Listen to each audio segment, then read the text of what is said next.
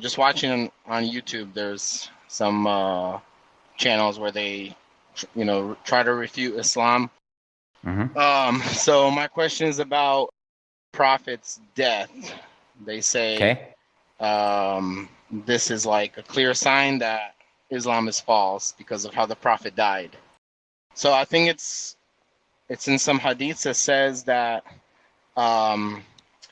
if the Prophet is false, he will his aorta or like his life vein will be cut, and he will so die that's that not way. That's not the hadith, that's the Quran. There's a verse in the Quran where Allah says, وَلَوْ تَقَوَّلْ عَلَيْنَا بَعْضَ الْأَقَاوِيلِ. If he were to make up certain things about us, it's not that he's a false prophet. If he were to make up if the Prophet Muhammad were to fabricate things, لَأَخَذْنَا مِنْهُ بِالْيَمِينِ. So we'll seize him by his right hand. So we'll take his life. Then Allah says, then we will cut his aorta. Okay? So this is a verse in the Quran that says that if the Prophet Muhammad were to lie or fabricate information about God, that will be his outcome. All right.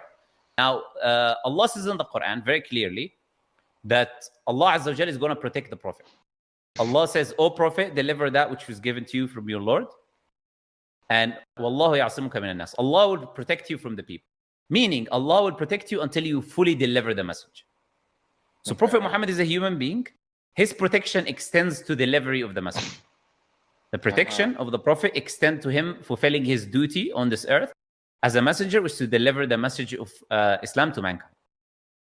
Allah says in that verse in the Quran, if the Prophet were to lie, Allah will seize him by his right hand straight away. So there is no time of delay of lying or anything like that. So if the Prophet were lying, if they're using that verse, the Prophet would have been killed a long time ago straight away. In the battle, in one battle called the Battle of Khaybar, he was poisoned. He was poisoned by Jewish women. Now the Prophet Muhammad ﷺ that time was not alone. It was him, and he was with companions. The other companion that ate from the same meat instantly died. Instantly died. So that was an instant poison. That poison killed you straight away. That Battle of Khaybar happened in the 7th Hijri. So 3 years before the death of the Prophet Muhammad ﷺ. So the time where the Prophet was poisoned was 3 years. Now let's keep that very, very important information. The time where the Prophet ﷺ was poisoned was 3 years prior to his death. Okay? Now, the Prophet Muhammad said that he is approaching his death, that his death is approaching. Allah informed him.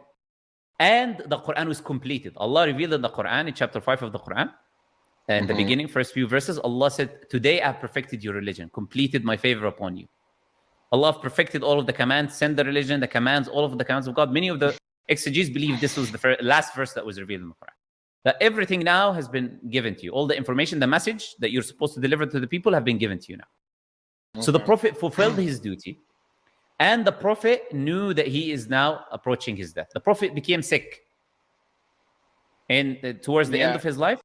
And in his sickness, in his illness, he said to Aisha, he mentioned that he feels a pain from the poison that he ate. Now, the Prophet didn't say, I'm dying because of the poison, because that's an instant poison. Prophet would have died straight away. That happened 3 years prior to the death of the Prophet ﷺ. Prophet finished delivery of his full message. And if they're using that verse, he would have died before, because how did he finish the whole revelation? If he was lying about God, God would have taken his soul from the beginning. He wouldn't have reached that point where everything is delivered, and then he tells the people, this is the last sermon that I'm going to be given, and he gives the last sermon, and then he dies after. So that argument makes zero sense due to that.